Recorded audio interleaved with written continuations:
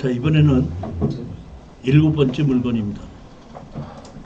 7번째 물건은 공장의 지분이거든요. 공장이 운영되는 것이 지분으로 나오게끔 되면 제 여러 가지 경험에 의하면 무조건 다 협상이 됐습니다. 근데 여기에 공장이 지분으로 나왔다는 얘기는 공장을 운영하고 있지 않다는 뜻입니다. 이거는. 그렇기 때문에 지금 49%까지 하락을 했는데, 사실은 제가 이거를 추천할 거를 상당히 많이 망설이고 많이 검토를 했었습니다. 쉽게 얘기하면 제가 추천을 했을 때 여러분이 지르지만 않고 낙찰을 받으면은 반드시 수익을 올려야 되는 것이 원칙이에요. 그리고 지르지 않고 낙찰을 받았는데 수익을 못 올린다 그러면 전자들 일반의 책임이 있기 때문에 제가 추천 물건을 추천을 고르고 설명할 때 상당히 심각하게 제가 이거를 누구한테 언제 어떻게 팔 것인가를 보게끔 되는데, 이거 망설인 이유는 지분권자가 내 지분을 다시 사겠다고 하지 않으면은 공유물 분할로 팔아야 되는데, 그랬을 때에 여기에 쓰지 않고 있던 그 창고 건물이 많고 그 건물을 같이 경매로 집어넣다 보면 철거비용이 많이 들어가다 보니까 정상적인 가격으로 매도하기가 어려울 수도 있지 않겠는가 싶은 생각 때문에 걱정을 많이 했고, 실질적으로 여기 보면은 경매로 나온 것은 지금 25분의 4지만은 제가 추천한 것은 50% 이상의 지분을 다른 사람 지분권까지 가지고 실질적으로 주인 노릇을 하는 사람이 있기는 있습니다. 근데 그렇다고 하더라도 제가 그 사람의 입장이라도 이게 상당히 상속을 받아서 갖고는 있지만은 공장을 운영하지 못하면서 다른 걸로 써야 되면서도 아주 뭐랄까 조금 좀 처리하기가 어려운 그런 물건이에요. 왜냐하면 이것이 계획관리지역이 아니고 일종 일반 주거지역입니다. 공장의 일종 일반 주거지역이라는 얘기는 주택으로 변하고 있다는 뜻이거든요. 그럼 주택으로 변하고 있다는 뜻인데, 이게 보면 지금 25분의 4가 210평이라는 얘기는 전부 다 한 1200평 정도쯤 된다는 얘기인데, 1200평 정도쯤 된다면 제가 보기에는 다세대를 지어야 되는데, 일종 일반 주거지역이다 보니까 다세대도 그만큼 수익률이 안 나오고, 또 지금 다세대를 진다고 하더라도 분할 안 팔릴 수 있다고 하다 보니까 결국에는 이걸 매도하는 방법은 건물을 철거하고 단독주택지로 팔아야 된다는 뜻이거든요. 그랬을 때에 제 가격을 이거를 지금 공유물 분할로 팔아서 반가격으로 산다고 했을 때에 정부 다를 그래도 철거하고 분할해서 매도할 때까지 시간이 2, 3년을 걸린다 그러면 투자금과 이자나 이런 것을 생각했을 때 조금 망설여지더라고요. 지금 현재 주인이 내 지분을 사지 않겠다고 했을 때는 조금 문제가 있을 수 있기 때문에 그 문제를 여러분이 충분히 생각을 하시고, 조금이라도 그런 문제가 의심이 된다는 생각이 드실 때는 이번에 들어가는 것이 아니라 한 번 더 하락한 다음에 들어가야지 되는 게 맞지 않는가, 이렇게 보는 그런 물건인 겁니다. 청구 금액이 5억 5천이다 보니까 강제 경매지만은 취하가 될 일은 별로 없죠. 지금 보면 5억이다 보니까 취하가 안 된다 이런 뜻입니다. 25분의 4 지분인데 공장을 운영하고 있지 않기 때문에 그것도 또 아니라 이런 뜻입니다. 토지가 누구가 25분의 13을 갖고 있고, 그 다음에 이 누구가 건물은 25분의 21을 갖고 있으니까 이 사람이 사실상 50% 이상의 주인 노릇을 하고 있는 사람이 맞는데, 제가 바라는 것은 이 사람이 우리 지분을 사주기를 바라는데, 제가 25분의 21이나 13 지분을 갖고 있다고 하더라도, 내가 주인이라고 하더라도 내가 이걸 전부 다 내 걸로 만들었을 때 내가 어떤 식으로 매도를 해야 되느냐가 저도 토지 전문가로도 마땅치가 않더라는 겁니다. 결국에 가서는 이거는 전부 다 공장을 짓는 것이 전부 다 철거하고 분할해서 개인 택지로 파는 수밖에 제일 좋은 게 그거밖에 없겠더라 이런 뜻입니다. 자, 그러다 보니까 좀 망설이게끔 된 겁니다. 토지 가격이 보면 감정 가격이 9억인데 5억까지 하락을 했기 때문에 제가 추천을 한 겁니다. 하기는 했습니다. 보면 여기 주택이 있고 공장이 있고 공장이 있고 공장이 있죠. 그러니까 주택이 하나에 공장이 3개라는 이런 뜻입니다. 여기 보면 여기 하나가 주택이고 하나 둘 세 개가 건축물 관리장이 있는 공장이고 이거는 무허가 공장이라는 뜻으로 보시면 됩니다. 이렇게 하나 둘 세 개는 건축물 관리장이 있는 거, 요거는 주택은 건물이 있고 나머지에 있는 건물은 무허가 건물이다. 용도 지역이 뭐예요? 일반 주거 지역입니다. 이렇게 돼 있죠. 보면 여기 옆에도 공장 같은 것이 많이 있는데 일반 주거 지역이더라고요. 여기 보면 공장 출입구고 여기 보면 주택 출입구라서 공장 1200평 안에 주택이 하나가 있고 공장이 있는데 이 주택은 여기 주택인데 거주자가 없이 비어 있습니다. 그다음에 이런 이 창고도 건물이 정식으로 지은 게 옛날 건물이 지었기 때문에 지금 공장 임대하시는 분들이 이 건물에 안 들어옵니다. 내부도 지금 보면 이렇게 목재로 돼 있죠.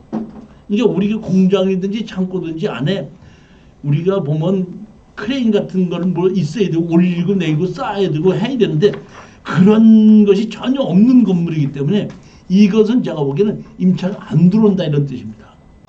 여기 보시면 여기 보면 이 누구가 이렇게 따로 25분에 10점 있다 25분에 14 이렇게 같은 주인이라는 얘기는 나중에 이건 뭐야? 매입을 했다는 뜻이죠. 보면 그렇기 때문에 여기 보면 이번 25분에 17이 있을 주인이고 나머지 주인이 2명이 더 있는 겁니다. 이게 4명 중에서 이거는 토지입니다. 그 다음에 여기 보면 건물은 25분에 17하고 25분에 4다 보니까 25분에 22를 건물을 이 사람이 갖고 있는 겁니다. 이게 주택이 포함이 주택이 그렇다 이런 뜻입니다. 근데 제가 여기 아까 건물이 4개가 있었죠. 4개를 전부 다 등기부등본을 띄워보질 않았거든요. 그때 다른 거는 모르는데 여기 보면 뭐라고 나와 있냐면 부동산 전체에 대한 공유자가 부존재하여, 다시 말하면 어떤 건지 몰라도 어떤 사람이 이 어떤 거는 반 이상을 갖고 있지만 어떤 거는 없는 것도 있을 수 있다는 뜻입니다. 그렇기 때문에 무엇은 공유자 우선 매수 대상이 아니다. 이렇게 했기 때문에 이 사람이 혼자서 전부 다 주인 노릇을 하고 있다는 걸 알 수는 없다는 뜻입니다. 그렇기 때문에 제가 이거는 어차피 이 사람이 땅은 반을 갖고 있고 건물은 3분의 1을 갖고 있다고 하더라도 주인 노릇을 포기한다 그러면은 할 수 없이 우리는 다 팔아서 나누자고 했어야 되는데 다 팔아서 나누자고 했을 때는 현재 가격에 반가격 정도로 팔아야 되기 때문에 반가격으로 사갖고 반가격으로 판다 그러면 별로 이득이 없지 않겠는가 이런 생각에서 사실은 망설이게끔 됐던 거라 이런 얘기입니다. 제 같아서는 정확하게 검토를 해보시고 거기에 땅 가격이 감정 가격이 낮게 좀 책정됐다 그러면 지금 입찰에 들어가셔도 되고, 만약에 땅 가격이 현재 가격 감정 가격이 그대로든지 현재 가격보다도 조금 낮게 해야지 거래가 된다 그럴 때는 한 번 더 유찰된 다음에 입찰에 들어가는 것이 맞지 않겠는가 이런 생각을. 여기 보시면 점유자는 보면 전입세도 확인상 등재된 세대가 없는 것으로, 그러니까 여기에 주택이 있는데도 주택에도 전입자도 없고 공장에도 전입자도 없다는 게 다 비어 있다는 뜻입니다. 자, 이번에는 58쪽이죠. 8번째 물건입니다. 이거는 제가 보면 대전에 있는 물건인데 이것도 취하될 확률이 아주 높기 때문에 아까와 마찬가지로 작은 금액으로 속전속결로 투자를 하신 분들에게 권하는 물건 중에 하나입니다. 자, 보시게끔 되면 강제 경매로 청구 금액이 3,300만 원입니다. 대전시 용원동 7분의 2 지분 명기이고 지분권자가 같이 거주하고 있는데 그 거주자가 부친이 거주하고 있습니다. 결국은 지료 청구 및 공유물 분할을 해야 되지 않느냐 싶은 생각이 드는 겁니다. 여기 보면 집이 있고 얼마죠? 여기 누구의? 안 누구의 7분의 2 지분만 경매로 나온 겁니다. 토지 건물로. 여기 건물이 두 동이 있는데 하나는 주택이고 하나는 상가 건물인데 같은 대지 안에 두 동이 있습니다. 두 동이 있다 보니까 모친이 여기 뒤에 집에 부친이 거주하고 있는 겁니다. 용도 지역은 2종 일반 주거지역입니다. 삼거리 코너에 있는 건물인데 건물이 두 동입니다. 여기 보면 앞에 여기 보면 조그만 건물에 이용원 이렇게 하나 있고 위 뒤에 건물 이렇게 하나가 있죠. 여기에 보면 옛날에는 이렇게 이용원이 됐었는데 지금은 제가 보기에는 잘 안 되다 보니까 세입자가 없는 걸로 보여요. 여기 비어 있는 걸로 봅니다. 그 다음에 여기 집에 그 부친이 살고 있는데 다른 상속을 받은 자녀의 한 명 지분이 경매로 나온 겁니다. 자, 이거 보면 상속을 받았죠. 안 누구 이렇게 안 누구에서 상속을 받은 거죠. 원래는 누구를 보면 누구였었죠.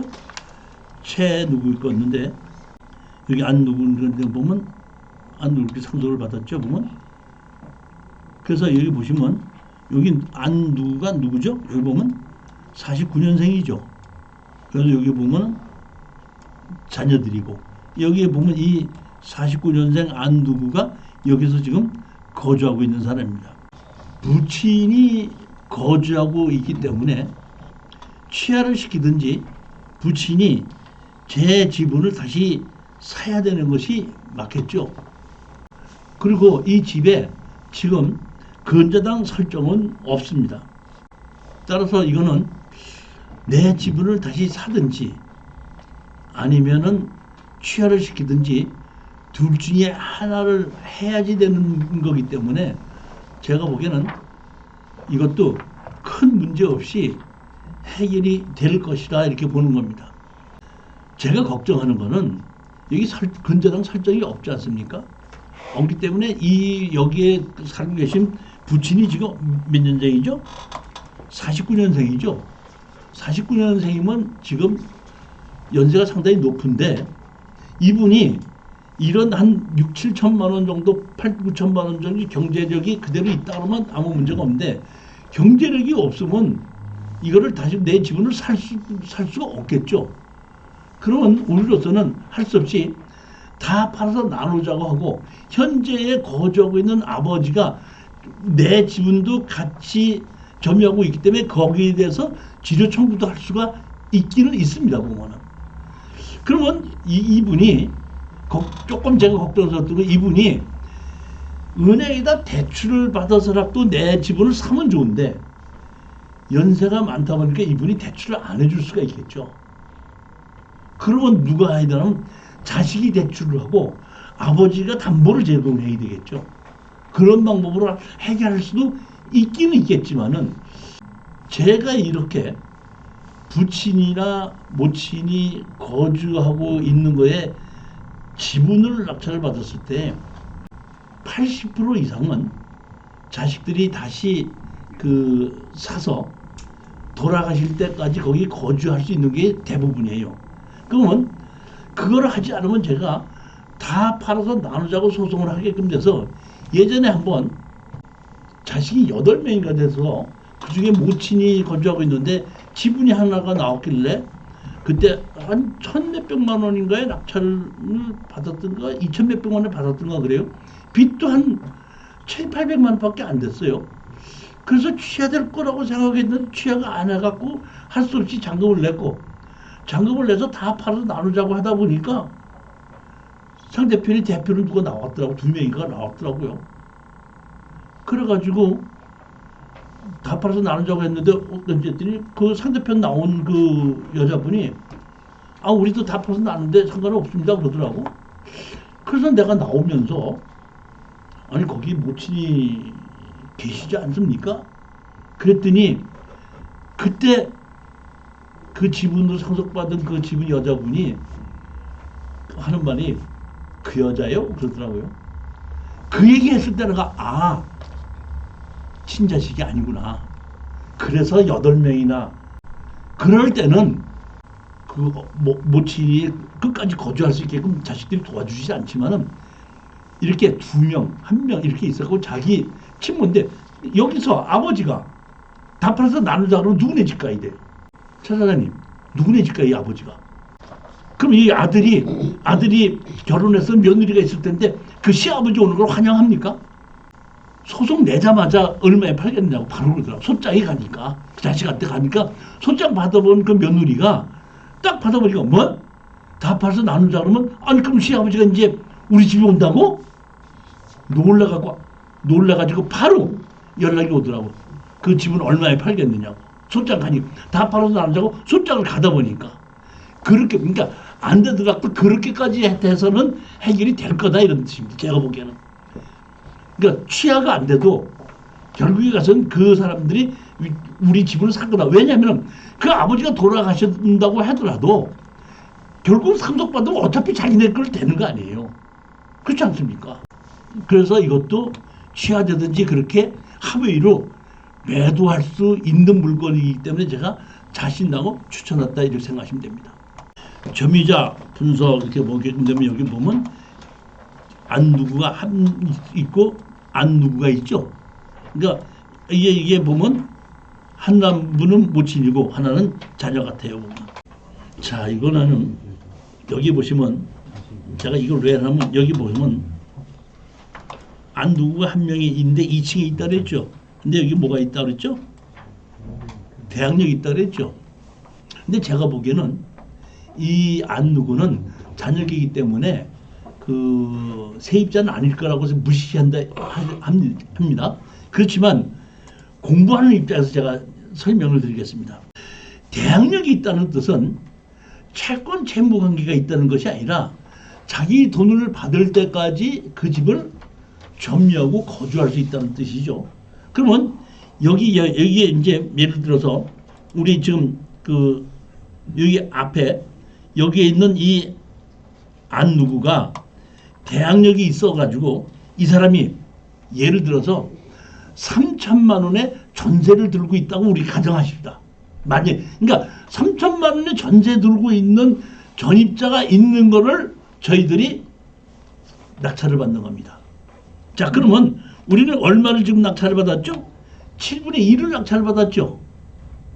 그러면 여기에 대항력이 없는 사람이 우리가 여기서 있다 그러면 7분의 2 낙찰을 받아갖고 여기 있는 사람 보고 나가라고 할 수 있습니까? 그러니까 대항력이 있든지 없든지 우리는 7분의 2밖에 낙찰을 받지 못했으니까 나가라고 할 수는 없다 이런 얘기입니다. 그러면 두 번째 여기에 전세 들은 사람이 대항력이 있는 사람이 3천만 원의 전세를 들었다고 가정하십시다. 그럼 3천만 원의 전세 들인 사람이 7분의 2 받은 나에게 돈을 달라고 할 수 있는 권리가 있어요 없어요? 있어요 없어요? 그러니까 먼저 주에 그 특수경매 강의를 안 들으셨기 때문에 그런 거야. 뭐냐면 이 사람은 대항력이라는 얘기는 돈을 받을 수 있는 권리가 있는 자기가 돈을 받을 때까지 이 집을 점유할 수 있는 권리가 있는 겁니다. 그러면 이 사람은 돈을 누구한테 받을 수 있어요?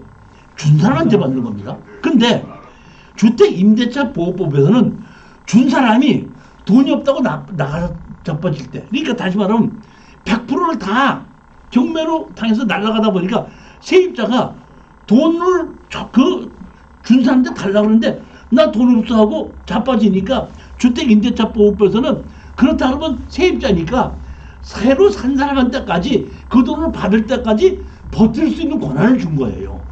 채권 채무가 관계가 있는 것이 아니라 대항력이라는 것은 무엇이든 돈을 받을 때까지 점유할 수 있는 권리가 있죠.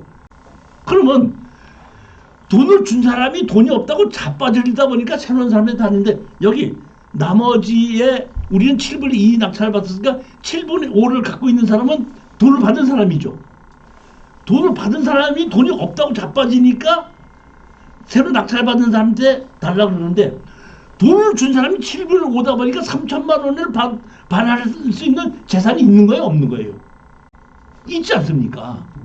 제가 보면 제가 이렇게 특수경매에서 지분으로 경매가 나온 것 중에서 대항력이 있을 때 가격이 많이 떨어지는데 대항력이 50% 이상일 때는 우리가 낙찰받은 게 50% 이상에서 내가 내보내야 될 때는 문제가 있지만은 50% 미만에 있는 것을 지분으로 낙찰받을 땐 어차피 내가 책임지는 게 아니라 50% 이상 가지고 있던 돈 받았던 사람이 책임이 있기 때문에 그런 경우에는 임차인이 들어가도 아무 문제가 없는 건데도 불구하고 대항력 있는 임차인이 있을 때 가격이 하락한다 이런 뜻입니다.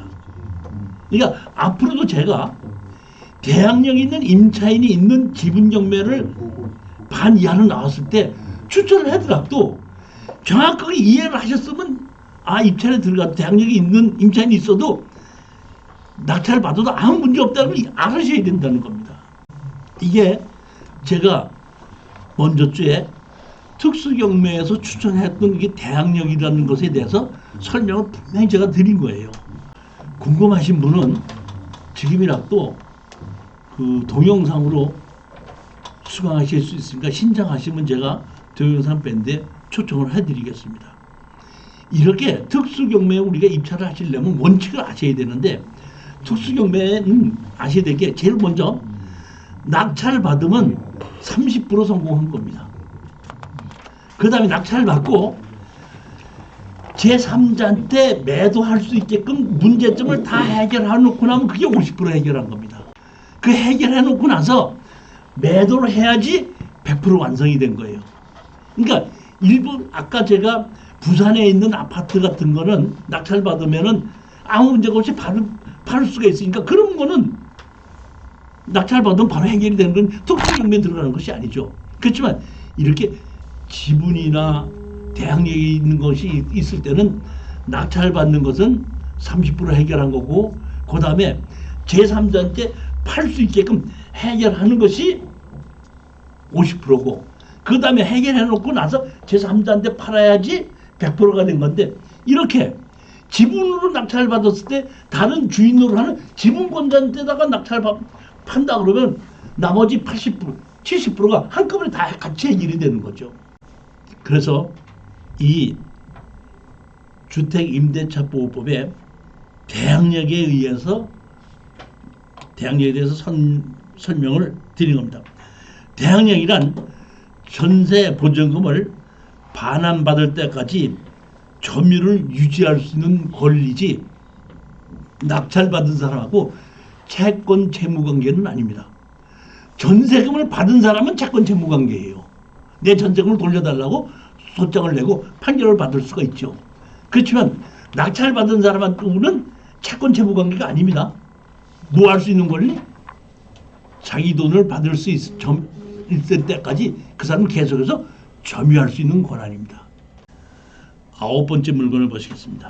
의정부 지방법원 2025-72381 강제경매 청구 금액이 2억 7천이다 보니까 이것은 취하될 확률은 없죠. 의정부 주택이 5분의 2 사회의 행위로 해가지고 강제경매 집어넣은 거고 여기는 부친이 아니라 모친이 거주하고 있는 겁니다. 조금 아까 대전거와는 부친이 거주하고 있고 여기는 모친이 거주하고 있는데 상속을 받은 것을 모친이 혼자서 상속받은 것을 채권자가 사회행위 취소를 해서 모두 다 상속을 시키고 거기에 의해서 다시 경매를 집어넣은 거기 때문에 아까 대전에 부친이 거주하고 있는 거나 여기에 이 의정부에 모친이 거주하고 있는 거나 이치는 똑같은 겁니다. 감정 가격이 2억 천인데 5분의 2인데 2억 천이다 보니까 제가 보면 한 5억 정도쯤 5분의 2가 2억 천이면 한 5억 정도쯤 되는 부동산이 경매로 지변해서 지금 얼마까지 넣었어요? 1억 500까지 낙찰을 받아옵니다. 그러니까 이거는 이 여기에 계신 분이 공유자 우선 매수 들어오는 방법과 우리 거를 낙찰받은 지분을 다시 자기네들이 사는 거하고 둘 중에 하나밖에 방법이 없습니다. 그렇지 않으면 이 여기에 있던 모친이 같이 다 팔아가지고 나눠가지고 자기 지분만큼을 가지고 어디 전세로 다른 곳으로 옮겨가는 방법밖에 없는 겁니다. 대지가 의정부의 대지가 152제곱미터고 여기 보면 5분의 2 지분입니다. 건물도 뭐예요? 5분의 2 지분으로 나온 겁니다. 주택가에 이렇게 있는 건물입니다. 용도 지역은 2종 일반 주거지역입니다. 이렇게 동네의 개인 주택이죠. 여기 보시면 이렇게 주택이 있고 실내부가 있고 여기 보면 옥상에다가 이렇게 지붕을 덮었죠. 이게 이제 지금 그 내년에 양성화 한다는 것이 이 옥상에 지붕 덮은 거를 그 양성화에 포함시켜 주느냐 마느냐가 있는데 이게 이제 이렇게 지붕을 덮는 이유가 뭐냐면은 이게 옥상에 슬라브 지붕이었지 않습니까? 슬라브 지붕인데 뭐예요? 비가 셀 수 있죠. 세면은 고쳐야 되죠. 고치는 방법이 어떤 방법이에요? 처음부터 지붕을 전부 다를 새로 다 방수를 다 해야 되죠. 그러면 시멘트 발라놓은 걸 띄어내고 해야 돼요? 새로 해야 돼요? 그러다 보니까 공사가 복잡하게끔 되다 보니까 여기다가 방수를 해도 자꾸 안 고쳐지니까 이렇게 지붕을 덮어버리는 거예요. 슬라브로. 그러면 여기에 불법으로 건물을 지금 높였죠. 그러면 이게 위반 건축물이죠. 위반 건축물 이거를 양성화를 시켜줘야 돼, 안 해야 돼. 이게 이런 경우에 이거를 양성화를 시켜주느냐가 문제인데 가장 중요한 거는 이런 거를 이렇게 해서 비가 새서 지붕을 덮은 것을 담당 공무원이 위법 건물이라고 건축물관리에 등재했으면은 양성화를 시켜야 되지만 이렇게 했는데도 위반 건축물을 지적 안 했잖아요. 안 한 거를 양성화 시킬 이유는 없죠. 그렇지 않습니까? 이게 이런 내용이 그런 내용인 겁니다. 이건 제가 판단해 보니까 이게 집이 새였기 때문에 집을 고치기 위해서 위에 슬라브 지붕에다 이렇게 박공 지붕을 다시 더 얹혔구나 싶은 생각이고 이렇게 슬라브 지붕이 새서 박공 지붕으로 얹히는 이유 또 하나 이유에 가장 중요한 건 뭐냐면 이것은 그 뭐랄까 이제 방수 공사를 해도 더운 여름날 땡볕을 내려치게끔 된 그 방수가 떠요. 또 새거든요. 그리고 슬라브 집은 여름에 엄청 더워요. 그렇기 때문에 방수를 하는 것보다 이렇게 지붕을 한 번 더 씌워가지고 위에 공기를 집어넣게끔 되면 방수도 해결이 되고 여름에 더운 열기도 차단하는 겁니다. 그래서 이런 방법을 쓰는 거예요.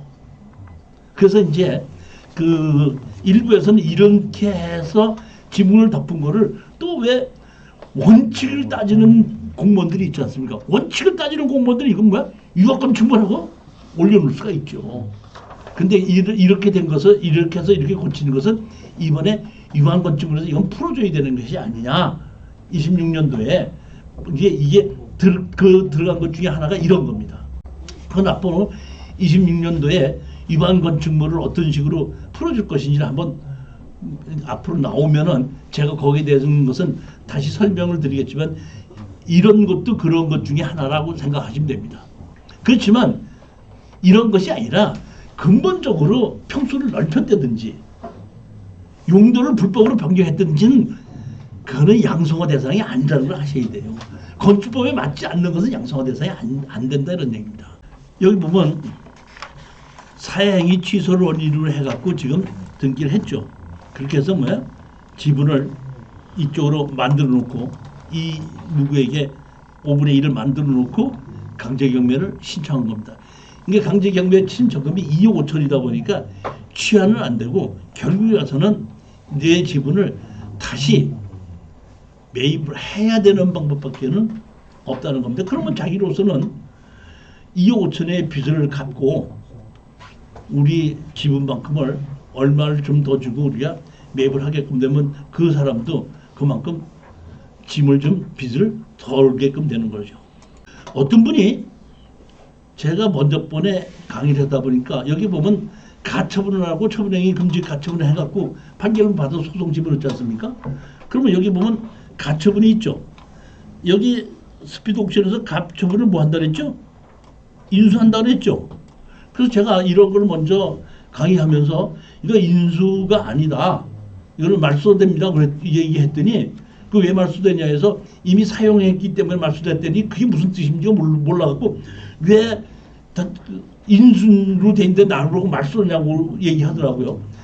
가처분을 해놓고 가처분해서 소송을 해서 판결문을 받았지 않습니까? 판결문을 받아가고 경매를 집어넣은 거잖아요. 다시 말하면 경매를 집어넣은 당사자다 보니까 이거는 인수가 아닙니다. 이렇게 원래는 가처분을 해갖고 가처분이 끝냈으면은 그 등기 신청할 때 경매 신청할 때 가처분 등기를 말소를 같이 신청해야 되는데 이 경매 신청할 때 가처분 말소를 안 했기 때문에 이게 그대로 된 거예요. 다시 한번 말씀드리는데 여기는 경매 신청자가 가처분을 해놓고 가처분에 의해서 소송을 했고 소송을 해서 판결문을 받았기 때문에 경매를 집어넣기 때문에 이 가처분은 이미 가처분 행위가 끝이 난 거예요. 그렇기 때문에 날짜로 등기부 등본상으로는 인수로 되어 있지만 실질적으로 우리가 인수할 가처분은 없다 이런 뜻입니다. 제가 이 먼저 번에 이거 강의했을 때 문자로 우리 수강생이 이걸 가지고 저한테 문자로 하는 거 보고 깜짝 놀랐었어요. 이거 내가 설명을 충분히 하지 않다 보니까 이런 것도 모르시는구나. 그렇지. 그래서 내가 생각합니다. 그렇지. 모르니까 나한테 물어보지. 못할 것 같으면 나한테 물어볼 이유가 없지 않느냐. 그러니까 안다고 생각하지 말고 내가 좀 더 자세히 설명을 해야겠구나 싶어갖고 이번에 좀 이 가처분은 말소라는 걸 제가 정확하게 말씀드리는 겁니다. 말소된 이유가 뭐라 그랬죠? 이미 사용한 말소다. 이걸 사용했던 거나 이런 뜻입니다. 앞으로 사용할 거라면은 인수입니다. 사용해서 끝이 났기 때문에 말소라는 얘기입니다. 여기 보면 채무자 겸 소유자 모 누구누구가 등재돼 있어. 모 송 누구에 등재돼 있어. 그러니까 모친이 등재돼 있다 이런 뜻입니다. 10번째 물건을 보시겠습니다. 이것도 공장입니다. 부천지방법원 2024-6606 청구 금액이 7억 6,900이고 공장인데 토지가 478평, 건물이 59평. 공장 치고는 조금 자그마한 공장인데 제가 이걸 검토해 보니까 아직까지 새가 들어오지 않았었던 공장 같아요. 그리고 진입 도로가 좀 애매해가지고 제가 로드뷰로 보니까 있긴 있는데 여러분들이 이걸 입찰에 들어가실 때는 반드시 확인하셔야 될 것이 현장을 가셔서 큰 화물차가 꺾어 들어갈 수 있는 도로가 확보되어 있는지를 확인하시라는 얘기입니다. 지적도상으로는 되어 있는데 현황이 어떻게 되어 있는지 제가 정확하게 모르겠더라고요. 조금 이상해요. 그게 진입도로가. 그건 확인하셔야 된다 이런 뜻입니다. 자, 감정 가격이 이게 5억 5,800까지인데 토지는 지금 얼마예요? 10억입니다. 김포기 때문에 김포나 화성 다 공장 좋은 곳입니다. 양주, 남양주, 양주, 포천 이런 곳이 다 공장이 좋은 곳입니다. 안성 이런 쪽이 좋은 곳입니다. 여기 보시면 대지가 1380하고 도로가 있고 도로가 있습니다. 도로 두 필지에 대지 한 필지고 여기 보면 건물이 경매가 나온 겁니다. 자, 요 땅이 경매가 나왔는데 이렇게 하나, 둘, 이렇게 세 개, 이렇게 세 개가 도로로 되어 있습니다. 이렇게 돼 있고 요 땅입니다. 그러니까 여기서 들어와서 이렇게 꺾어져 갖고 이렇게 들어와서 이렇게 들어오는 건데 이렇게 꺾어지고 여기서 이렇게 꺾어질 때에 이게 화물차가 여기서 이게 잘 꺾어질 수 있을까가 이제 걱정이 되는 거예요.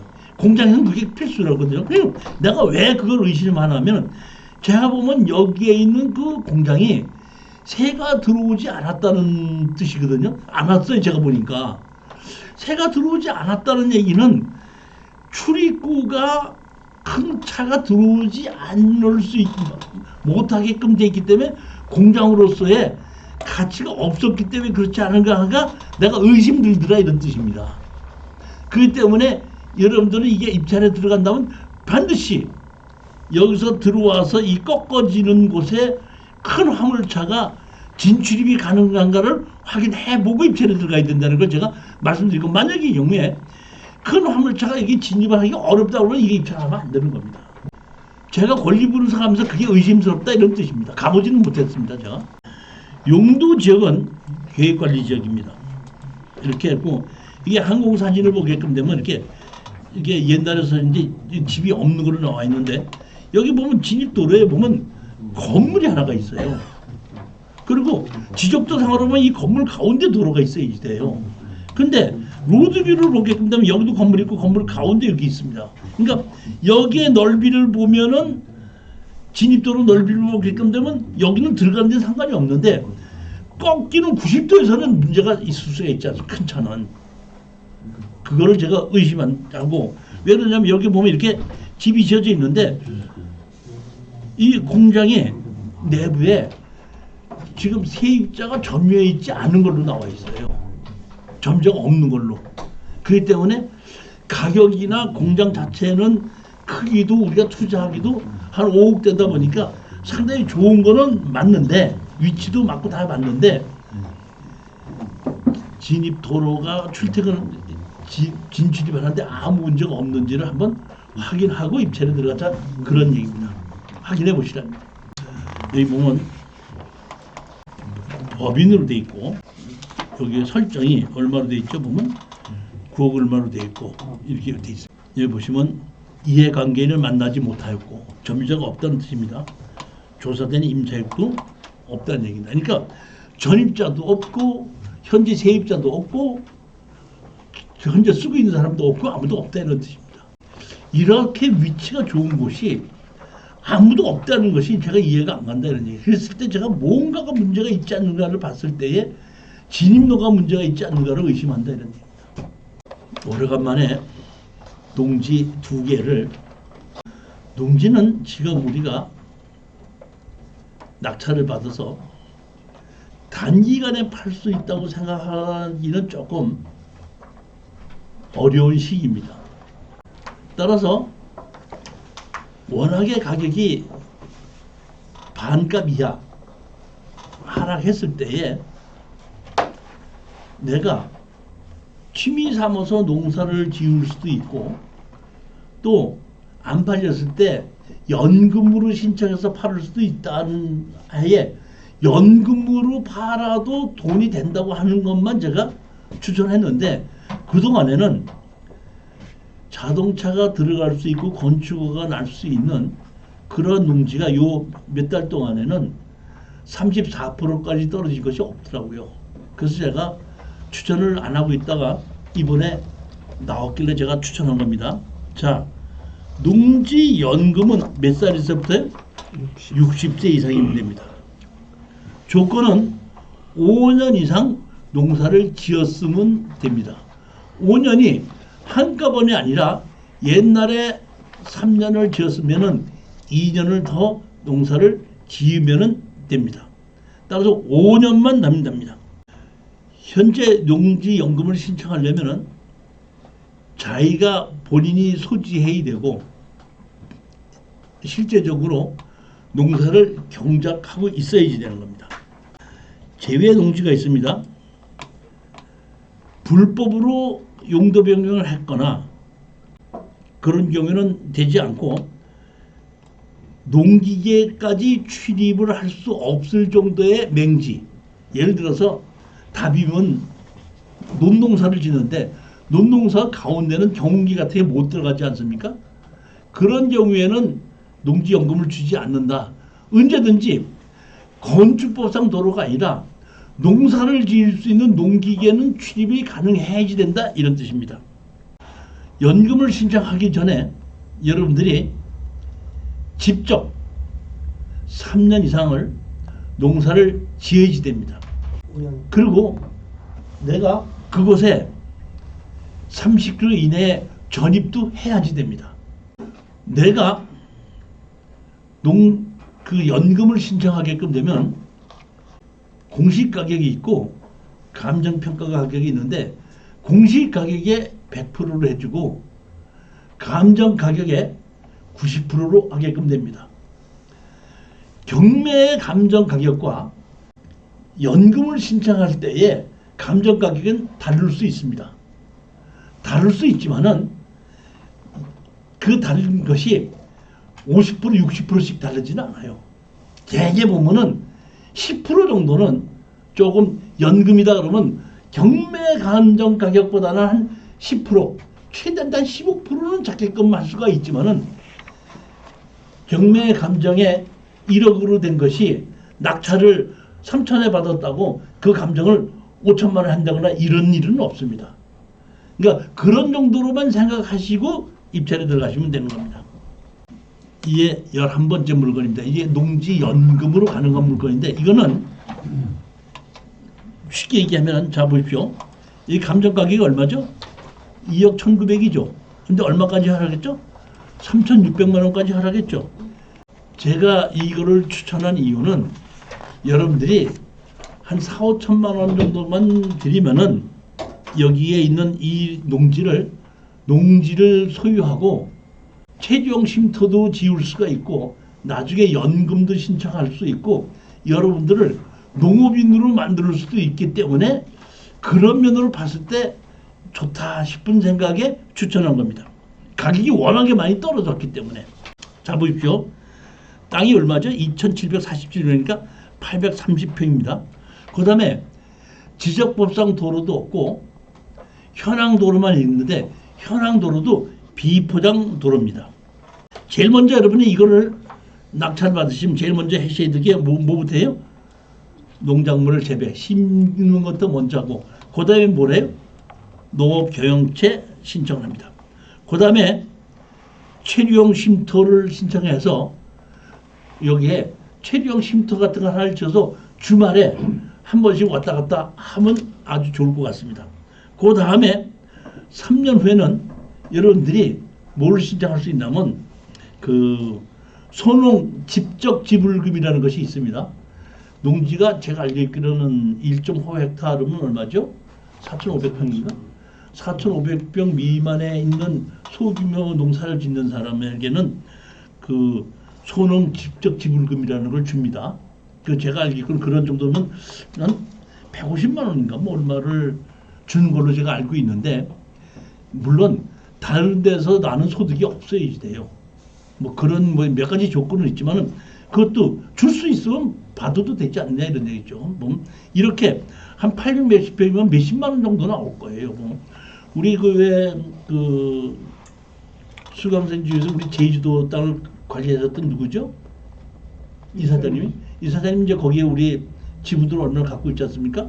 그러니까 이제 그게 몇십만 원씩 이렇게 나왔는데, 아이 그거는 그냥 별로 용돈도 되지 않아요. 뭐 이렇게 얘기해서 가격이 작긴 작지만은 농업이라는 걸 만들어 놓고 얼마라도 받을 수 있다 이런 얘기지. 뭐 그거 갖고 뭐라는 건 아니죠. 보면 5년 후에 지나고 나면 뭘 할 수 있죠?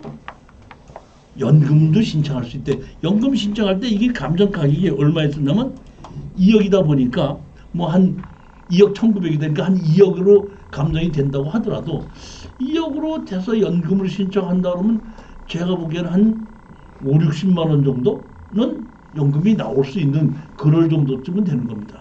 4, 50만 원? 5, 60만 원 정도를. 그러니까 여기 왔다 갔다 하고 농사를 지면서 그냥 그럴 정도 되지 않느냐 이렇게 생각하는데, 여러분들이 보시게끔 되면 제가 보니까 이게 뭐가 있냐면 이게 있습니다. 이게 있습니다. 여기 보면 이렇게 이 땅인데 이게 노랗게 돼 있다는 얘기는 현황도로라는 얘기죠. 현황도인데 여기가 무슨 지역이죠? 계획관리지역입니다. 로비도 비롯했더니 이렇게 돼 있고 여기에 보면 하천이 있습니다. 하천이 있고 여기 현황도로가 있죠. 하는데 여기 뭐가 있죠? 다리가 났죠. 다리 났는데 여기 뭐예요? 대문을 막아놨죠. 이 대문을 이 사람이 막아놨을 것 같아요? 이 사람이 막아놨을 것 같아요? 누가 막아놨을 것 같아요? 그건 모르죠. 그건 모릅니다. 여기에 경매가 진행되다 보니까 경매 가격을 떨어뜨리게끔 하기 위해서 이 사람이 막아놨을 수도 있고, 경매가 나온다니까 이 옆에 사람이 이 사람이 자기가 좀 싸게 낙찰을 받을 거 해서 여기다가 막아놨을 수도 있기 때문에 여기에 대문을 막아놓은 건 누가 막을지도 모른다는 얘기입니다. 제가 이번 다음 달에 뭘 강의한다 그랬죠? 특강? 도로 강의한다 그랬죠. 자, 이게 건축법상 도로가 있고 주의토지통행권이라는 것이 있습니다. 이거는 주의토지통행권으로 해서 막을 수 없다가 될 수는 있지만은 주의토지통행권을 이겼다고 해서 건축허가를 받지는 않습니다. 건축허가를 내주는 건 아닙니다. 근데 여기는 뭐가 있죠? 현황도로가 있죠.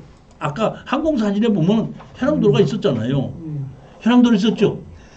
주의토지통행권은 없었던 도로를 내주라고 하는 것은 이기지 못해요. 그것은 이길 수 있는 것은 제가 보기에는 100번 하면은 한 번 이길까 말까 하는 거예요. 근데 뭐 할 수 있어? 내가 여기 농사를 지러 다니는 길이고 옛날서부터 이렇게 통행을 했던 항공사진 근거가 있다. 그러니까 나 여기 뭐 하게끔 해달라? 막지 말아달라 하면 주의토지권 소생하라고 내가 판결 바로 나요. 그렇기 때문에 여기를 막은 사람이 다른 사람이 막았다고 하면은 바로 주의토지통행권 소송을 해서 여기다가 다닐 수 있게끔 만들어 놓고 여기에 조그마하게 체력 쉼터 하나를 지어놓고 주말에 왔다 갔다 하면서 농사도 지으면서 농업인도 만들면서 할 수 있는 그런 땅인데 가격이 800평이거든요. 800평이 지금 얼마까지 더했죠? 4천만 원이란 말이에요. 그러면 얼마예요? 5만 원 아니에요? 제 경험에 아무리 못든 땅도 농지는 10만 원은 가요.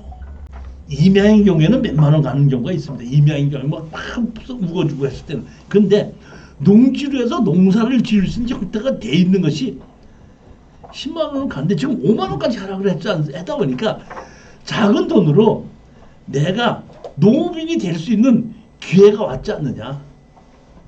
그러니까 한번 이런 정도 투자해서 3천 얼마까지 투자하니까 한 4천만 원 정도 집어넣어 놓고 그냥 내가 이런 정도는 여기다 투자해도 아무 문제가 없다 이런 마음을 하신 분이 투자를 해놓고 농사도 짓고 농업 경영체 만들어서 나를 농업인의 혜택을 다 받을 수 있게끔 만들어 놓고 어떤 하신 분은 이거를 뭐 또 경운기도 신청하면 경운기도 또 저기 뭐야 보조금을 받거든요.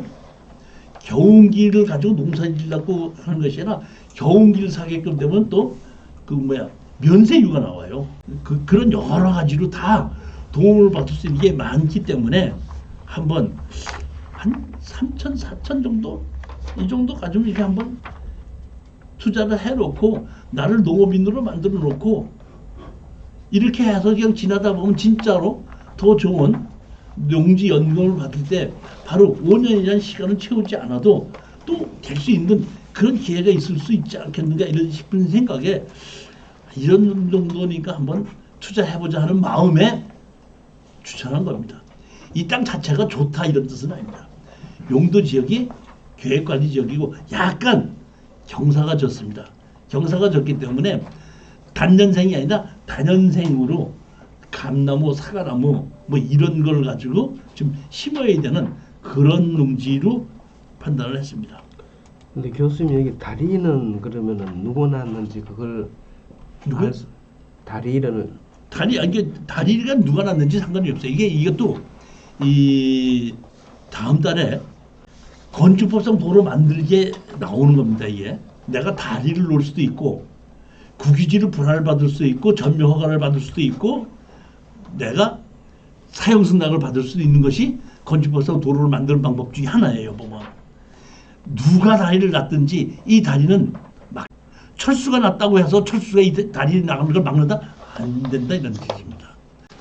그러니까 그런 것에 대한 것을 제가 그 여러분들에게 설명을 드리는 것이 그 이제 1월 17일 날 하게끔 인데 1월 17일 날 하는 것이 내가 막을 수 없다고 하는 것이 내 얘기가 아니라 실전 사례를 했던 이렇게 다리를 놨던 실전 사례를 가지고 강의를 할 거예요. 이런 경우에는 담당자가 이렇게 했다, 이런 경우에 이렇게 했다는 걸 실전 사례 갖고 그러니까 먼저 보는 건 마찬가지로 법을 한 1시간이나 1시간 반 정도를 설명을 하고 나머지 한 3시간 반 정도는 담당자가 했던 실전 사례고 제가 공문을 보냈던 것이 있거든요. 담당자인데 그 공문에 답변 받았던 거 그 내용을 가지고 도로에 대해서 강의를 할 예정입니다. 그러니까 이렇게 이런 거 그 소송을 한 3개월 정도면 끝나요. 이거는 제일 먼저 뭐냐면 주의토지 통행권부터 먼저 하고 주의토지 통행권 하기 전에 뭐부터 먼저 하냐면 가처분부터 먼저 해요. 막지 말라는 가처분부터 해놓고 가처분에 의해서 뭐냐면 소송을 하는 거죠. 그러니까 제가 이렇게 주의토지 통행권이나 도로를 막았던 경우가 많아서 그 소송을 했던 몇 가지가 있는데 어떤 변호사는 자기 의견은 얘기하지 않고 내 얘기만 듣고 내가 얘기하는 대로만 해줘요. 그러니까 나는 이거 막았으니까 막지 말게끔 해달라. 이거 막으면 안 되지 않냐 했더니 막지 말으라고 주의토지 통행권으로 소송을 하는 거예요. 그러면서 이제 건축법에 이렇게 되기를 자료를 넣는 거예요. 지금 내가 같이 서울에서 하는 그 변호사는 이렇게 보더니 이런 거는 교수님 그렇게 하는 게 아니고 그러니까 내가 하는 게 아니고 나한테 뭐라는 이런 거는 속전속결로 해야 되는 게 일단 가처분부터 해서 먼저 막은 철조망부터 철거 해라. 해놓고 주의토지 통행은 그 후에 따로 소송을 하는 겁니다. 가처분부터 먼저 해버리는 겁니다. 아니면 가처분에서 지면은 우리가 본인 소송하면 소송 비용도 자기들이 다 물어야 되거든요. 그러다 보니까 가처분만 해서 가처분으로 철거해라고 하면 더 이상 소송 안 해요. 그러니까 속전속결로 빨리 끝나는데 제가 병원에 가도 의사도 실력이 다르듯이 변호사도 제가 여러 명을 이렇게 해봤는데 어떤 변호사는 그냥 내가 해달라는 것만 하는 변호사가 있고 어떤 변호사는 이렇게 보더니 교수님 이건 그렇게 신청하는 것이 아니고 이렇게 해서 내가 이렇게 해드릴 이렇게 해갖고 가처분 해갖고 하니까 훨씬 빠르더라고. 그래갖고 가처분을 해갖고 했던 것이 몇 개는 좀 해결한 것이 있습니다. 근데 먼저 번에 가처분하지 않다 보니까 상대편에서 변호사를 선임했는데 그 변호사님이 뭐 때문에 이걸 좀 그 재판을 연기시켜 주십시오 해갖고 재판 시작하는 것이 한 8개월이 걸렸어요. 그러니까 막아놓고 제가 지금 설명하는 것은 건축법상 도로와 주의토지 통행권은 다르다는 얘기입니다. 그러니까 지금의 이 농지를 낙찰받으면 제일 먼저 주의토지 통행권으로 가처분 소송부터 먼저 하게끔 되고 주의토지 통행권은 옛날부터 다녔던 근거가 있을 때는 막지 못하게끔 하고 가처분으로 바로 막지 못하게끔 하고 더더군다나 이번에 또 제가 이번에 설명할 건데 농지를 가지고 농사를 경작하러 다니는 것은 관습법에도 들어가요. 농사를 지으러 다니는 것이 고려 때, 이조 때도 농사를 지었죠. 그때 도로가 없어도 다 들어가서 농사 지었죠. 그러니까 수천 년 동안을 관습에 의해서 도로가 없어도 농사를 짓게끔 했다 이런 뜻입니다.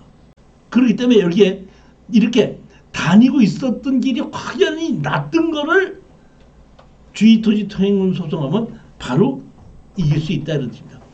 건축법상 도로는 현재가 도로가 없는 거를 내가 앞으로 짐을 지면서 여기를 다니겠다고 하는 미래에 대한 것을 앞으로 쓰겠다는 소송이고 주의토지 통행권은 여태까지 다녔다. 근데 네 땅이라고 막지 말아라. 과거의 결과물을 가지고 소송을 하는 거예요. 그렇기 때문에 이렇게 막았던 거는 가처분 소송으로 먼저 하는 거라 이런 뜻입니다. 12번째 물건입니다. 이것도 농지인데 이건 사실은 제 속마음은 한 번 더 떨어지는 게 맞습니다. 그러니까 얘기하면 이 땅 자체는 괜찮은데 감정평가가 높게 됐다고 저는 보는 겁니다. 실질적으로 이 가격에 거래가 안 된다 이렇게 보는 겁니다. 의정부 지방법원입니다. 보면 제가 이게 부천지방인데 잘못 쓴 겁니다. 보면 전이고 농지 취득 자격증명서 필요합니다. 여기 감정 가격이 얼마였죠? 6억 3천인데 얼마까지 하라겠죠? 2억 1천까지 하라겠죠? 땅이 몇 평이죠 지금? 500평이죠. 500평인데 2억까지 하라겠으면 평당 얼마죠? 40만 원. 저는 이거 40만 원 비싸다고 봐요. 제 개인적으로 봤을 때는 뭐냐면은 여기가 청평호수가 바라다 보이는 입구예요. 그러니까 청평호가 바라보이는 그 땅은 100만 원 정도가 가는 게 맞아요. 그리고 여기 동네의 위가 그 청평호를 해서 그 길 따라 조금 들어가다 보면 그 이태리 무슨 뭐 마을 그런 식으로 집을 지어놓은 동네도 있습니다. 그러니까 한참 그런 그 양평에 이런 호수가 바라보이는 곳에 전원주택 짓고 카페 짓고 할 때는 가격이 올라갔는데 지금 가서 보면 제가 또 말씀드렸죠. 그때 100만 원 가는 게 지금도 가면 얼마라고? 지금도 100만 원이에요. 근데 여기는 청평호수가 바로 바라보는 것이 아니라 바라보이는 곳에서 좀 들어간 곳이에요. 그래서 거기 위가 그 펜션이 있는 그런 동네예요. 그렇기 때문에 감정 가격은 조금 비싸게 했지만 실질적으로 펜션 지어가지고 지금 수익 올린 데 없어요. 그러니까 제가 보기에는 이거는 감정 가격이 좀 높다. 근데 그럼 왜 그럼 나보고 감정 가격이 높을 때 너 왜 추천했냐? 연금 받는 건 감정 가격 받고 받는 거잖아요. 그렇잖아요. 연금 받으려고 하는 거니까. 연금 받으려면 감정 가격 갖고 하는 거니까 연금 받을 때는 감정 가격이 높은 게 좋다 보니까 그래서 가격이 34%까지 하락했는데 그때지만 추천했지만 제가 보기에는 이거는 농지연금이 아니고 그런 펜션을 짓는 데든지 뭐 짓는 것의 땅으로는 가격이 비싸다 이런 뜻입니다. 연금용이 아니라 그러면 6억 3천이 2억 1,900까지 하락했습니다. 여기 보면 가평군에 1,724입니다. 농지 취득 자격증도 필요합니다. 여기가 도로가 있고 옆에 있는데 여기 도로와 이 땅이 도로가 높고 여기 땅이 낮아요. 그러면 여기 입구는 도로와 땅이 비슷하고 여기에 이쪽에는 도로가 높고 땅이 낮아요. 그러면 자 보십시오. 제가 건축법 강의할 때에 내 땅이 도로보다 높은 게 좋아요? 도로보다 낮은 게 좋아요? 도로보다 뭐한 게 좋다 그랬죠? 낮은 게 좋다 그랬죠? 왜? 도로보다 낮은 곳은 용적률에 들어가지 않거든요. 그러니까 도로 높이를 가지고 내가 설계를 하면서 그걸 지혜를 만들어 놓으면 그 밑에는 용적률로 안 들어가면서 집을 지을 수가 있기 때문에 예전에 우리가 다세대 같은 걸 집을 질 때는 평지를 연 것이 아니라 경사집을 만들어 놓고 그쪽을 밑으로 들어가게끔 해갖고 주차장으로 넓게 쓸 수 있게끔 그렇게 만드는 것을 그런 땅을 더 선호했습니다. 그러니까 그런 면으로 보면 더 좋긴 하고 또 여기 보면 여기 왼쪽이 여기 이렇게 생긴 게 이게 뭐 같으죠?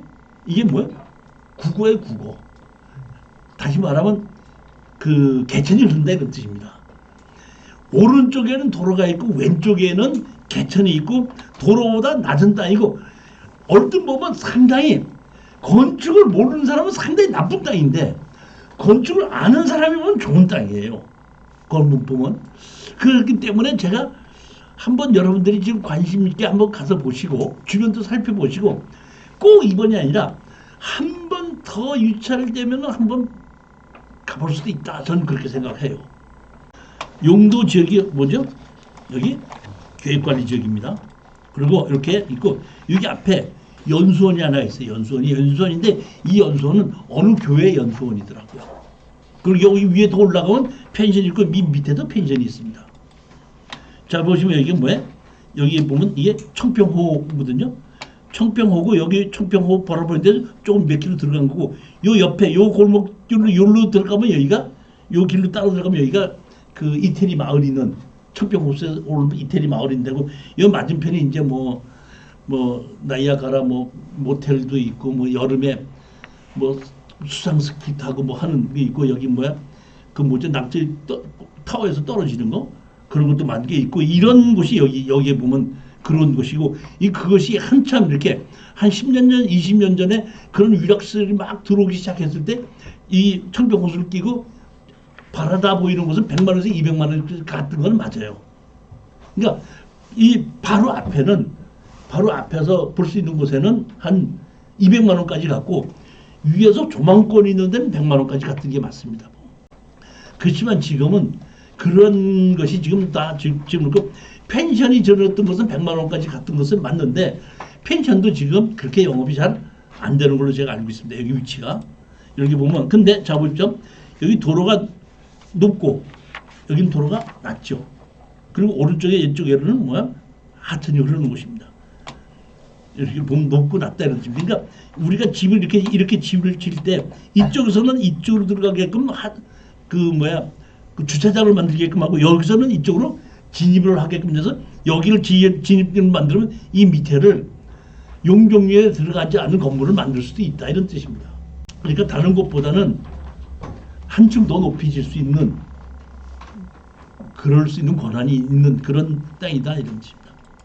개인이죠. 김 누구의 개인 땅이고 보면 임의경매죠. 보면 그래서 보면 얼마로 돼 있죠. 이게 500평인데 6억이면은 평당 한 100만 원 정도를 가지고 설정을 했던 것 같습니다. 이게 옛날에는 그 정도로 갔었는데 제가 보면 지금 그 청평호수가 바라보이지 않는 곳이고 펜션을 질 수 있는 곳이기 때문에 지금 그렇게 안 갈 거라고 생각해요. 펜션이 호화롭게 잘 영업이 안 되거든요. 지금 여기 보면. 자, 근데 제가 이거를 했던 이유는 뭐냐면은 이 가평이 인구 감소 지역이에요. 그렇기 때문에 취등록세를 좀 깎아줍니다. 그 다음에 여기는 집을 만들고 뭐 한다 해도 1가구 2주택으로 들어가지 않습니다. 이 가평이 지금 인구 감소 지역으로 지정이 됐기 때문에 보면 양도세, 종부세, 재산세, 취득세를 감면해 주는 것이 이 가평이라는 겁니다. 이런 세법에 대해서는 특혜를 받을 수 있습니다. 제가 보면 이번 말고 한 번 더 떨어진 다음에 낙찰을 받아서 연금으로 신청하면서 보유하고 있으면은 아주 좋지 않을까 이런 생각이 드는 그러한 토지입니다. 자, 13번째입니다. 마지막 물건입니다. 물건을 12개를 찾아놓고 이 연말이 되다 보니까 연말하고 연초에 경매 진행을 안 하는 게가 많다 보니까 물건이 좀 부족해서 하나 더 없나 하고 막 찾다 보니까 이걸 마저 찾은 겁니다. 자, 이것도 가격이 워낙에 하락했기 때문에 제가 추천한 겁니다. 자, 부산지방법원 2024 6719의 강제 경매로 청구 금액이 얼마죠? 6억 얼마로 돼 있나? 이게 잘못된 건가? 맞습니다.